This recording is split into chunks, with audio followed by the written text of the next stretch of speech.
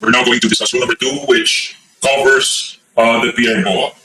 Again, PRBOA, which I right now baka stylize na nila as PRBR. Okay?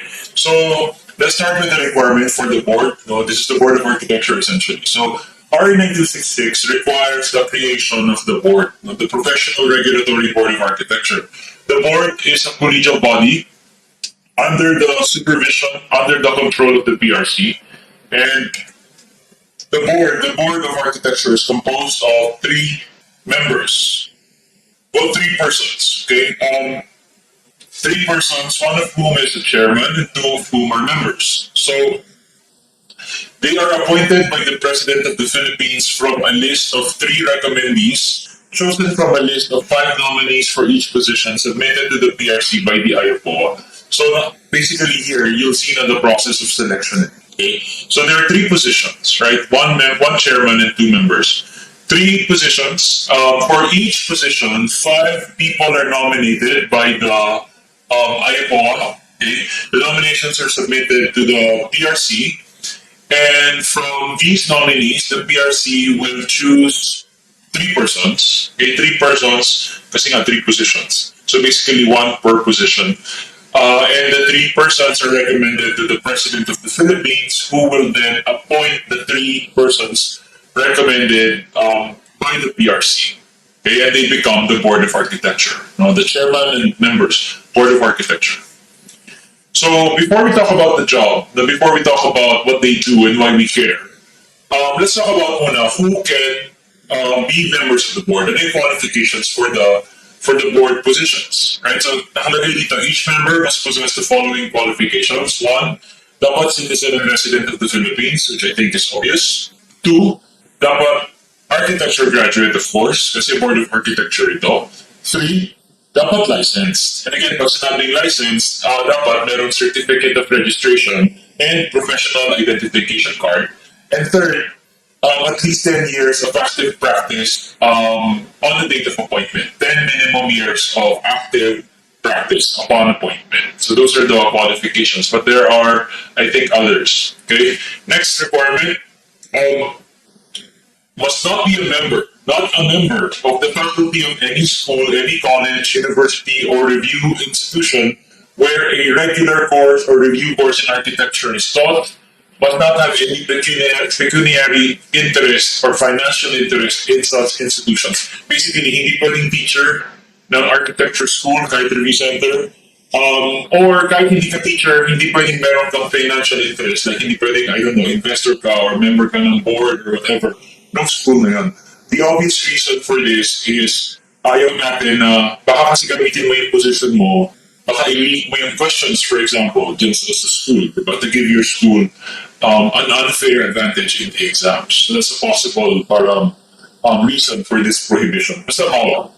Paano kung former teacher? Nakalagay, kung former teacher ka, you must have officially resigned, must have completely stopped teaching, advising, or reviewing for at least 5 years before getting nominated. So 5 years ka na dapat na walang connection dun sa school. So that's the requirement.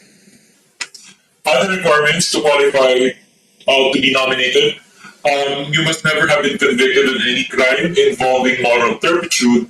And ito importante yung last, you must not be an officer, not an elective officer of the PRBOA and other professional organization for architects. Hindi pwedeng officer ka ng UAP, which is the PRBOA, hindi pwedeng officer ka ng other organization for architects. Okay? Member, okay lang. Pero officer, hindi pwede. They don't really explain why, but 2 possible reasons for this. 1, baka loaded ka, okay, kasi officer ka. And 2, baka kasi gamitin mo ulit yung position in this case naman, you might be tempted to use the position to advance the interests of your organization or to give members of your organization, again, unfair advantage somehow, kasi it comes with power. The post, the position in the board, it comes with power. So, those are maybe the reasons why bawal yung officer ng organization for architects, whether PRBOA or other organization. Moral turpitude, I just want to quickly define because we're going to encounter this many times. Moral turpitude is conduct that is considered contrary to community standards of justice, honesty, or good morals. No, conduct, parang immoral, dishonest, unjust conduct. That's moral turpitude. So crimes involving moral turpitude are crimes that when you're found guilty of, your people will kind of see you as, you don't have good morals, you're dishonest, you don't have a good sense of justice. Okay, so that's moral turpitude. Okay, term of office. How long will they hold office? The members of the board will hold office for a term of 3 years, so 3-year terms, or until their successors have been appointed and qualified. Pwedeng ma-extend kung wala pang kapalit. Pero by default, kung meron naman ng kapalit, dapat 3 years. No? 3 years. If there's any vacancy occurring within the term of a member, it shall be filled for the unexpired portion of the term only. So, for example, you were appointed as member, you have a 3-year term, but hindi mo natapos, nagawa mo lang in 2 years, yung last year you have to resign for personal reasons. Somebody's going to replace you, but that replacement will only serve for 1 year because there's only 1 year remaining in the term. Okay, hindi siya mag-start ng totally new 3-year term. Okay. Next, each member of the board may be reappointed, yes, but only once. 1 full term only. Okay. And of the members of the board first appointed under RA 9266, ito yung scheme. 1 member, so we're talking about the first board, the first board under RA 9266.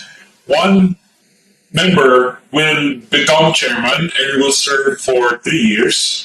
Another will become member and will serve for 2 years. And a third will become member serving for 1 year. So, isang chairman, dalawang members. The weird thing lang talaga is this, 3 years yung isa, 2-year term yung pangalawa, 1-year term yung pangatlo. This is by design. This is on purpose. Ang purpose nitong ganitong scheme is para hindi sila sabay-sabay aalis. Kasi di ba the term expires after 3 years eh. Ayaw natin na lahat sila nag-start at the same time and then they will end at the same time. So lahat sila aalis at the same time and papalitan at the same time. This scheme ensures na only one person will leave every year. Only one newbie will come on board every year. Kasi after 1 year, at least may kapalit. But two members, these two remain. So may isang baguhan, dalawang old-timer. And then the following year, ito naman yung aalis. So siya yung papalitan, may newbie dito, but these two are still parang their experience, right? And then, after the 3rd year, si chairman, pero may dalawang members na experience. Parang ganun yung idea. Okay, that's the idea behind this scheme.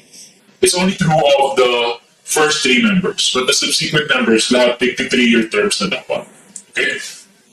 Okay, now let's talk about their powers and functions. Ano ba yung trabaho ng board members? No?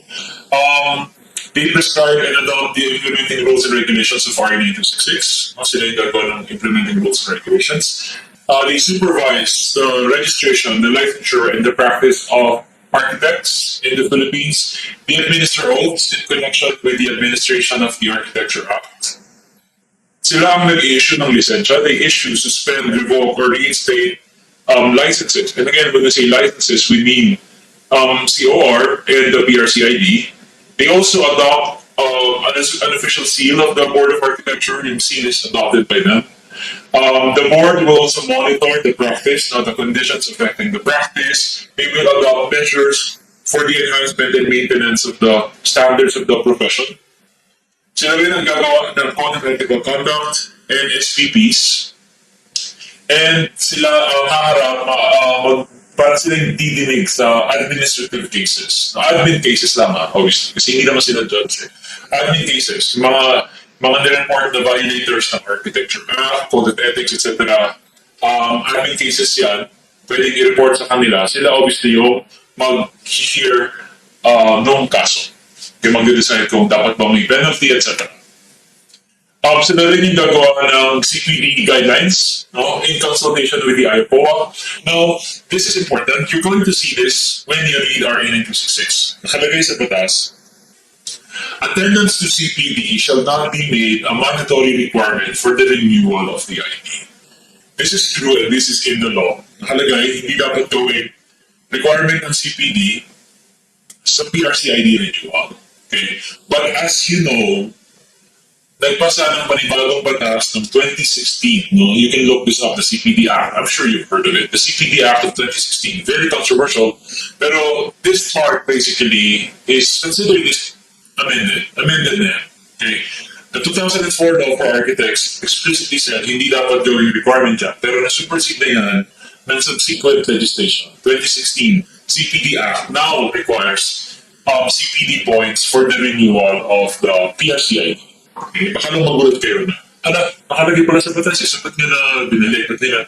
Wala nga, binalik lang nila. Okay? Batas din yun. And mas bago yun. So yun ang masusunod. That's the basic explanation. Okay? So CPD is a requirement now. Not by virtue of this, not by virtue of RA 266, but by virtue of the CPD Act. I can't remember kung RA number what, 1,000 something in it. Basta the CPD Act of 2016. Okay, other jobs of the board. Sila yung gagawa ng syllabus ng exam.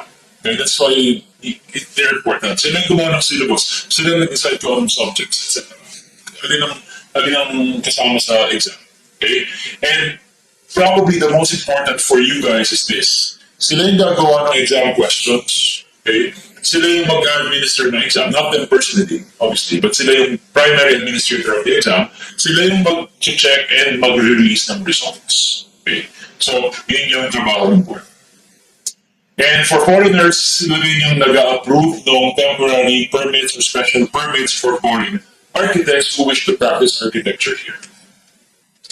Another job of the board, in coordination with the CHED, Commission on Higher Education, it's their job to ensure that architecture schools comply with the standards. Kasi meron standards sa architecture schools when it comes to the curriculum, the facilities, etc. May standards yan, ensuring that they comply with the standards prescribed by the CHED is part of the duties of the board. Another job of the board is to fully computerize the licensure exam. Okay, this one naman, na-achieve na yan, I think 2009, 2010 pa, fully computerized na talaga yung exam. Nasa batas yan, it has to be fully computerized. If you're wondering, bakit tinanggal yung drawing na part ng exam? Probably because of this. Nakalagay sa batas, it has to be a fully computerized examination. Okay, ito, basic lang, administrative supervision of the board. The board, like any other board, of any other professional board, is under the PRC. So the PRC oversees all professional boards. Tayo, Board of Architecture, Board of Accountancy, Board of Civil Engineering, Board of the teachers, they have their own boards. The nurses, the doctors, all of us, we have our boards, right? All of these boards are under the PRC, and therefore all records of the board, all applications for exams, etc., shall under be the custody of the PRC. PRC ang mamimili ng Secretary of the Board. The PRC will provide secretarial services and other support services to the Board. Okay, now let's talk about the grounds for suspension of the PRBOA members. Okay, ano yung pwedeng maging dahilan para matanggal sila sa posisyon? Okay. First, let's quickly mention lang na it is the President of the Philippines who has the power to suspend or to remove members of the board from their positions. Kasi siya din naman yung nag-appoint, diba? If you remember. Siya yung nag-appoint, so siya din ang pwedeng magtanggal. Pero ang more important is, ano yung grounds to suspend or to remove members of the board from their positions? Ito yung reasons. One, super basic, neglect of duty or incompetence. Either you are not doing your job or you cannot do your job. No? Either way, grounds them to suspend or remove you from office. Next, you violate the law or you tolerate violations of the law. When we say law, we mean Architecture Act, Code of Ethics, SPP. Ikaw mismo yung nag-violate or you're tolerating violations. Pwede kang ipatanggal sa posisyon. Next, you were found guilty of a crime involving moral turpitude. Pwede kang tanggalin sa posisyon. Ito obvious din. You manipulated the exam, you rigged the exam results, you leaked the exam, you disclosed secret and confidential information about the questions, you tampered with the grades. All of this, obviously, grounds to remove you from position.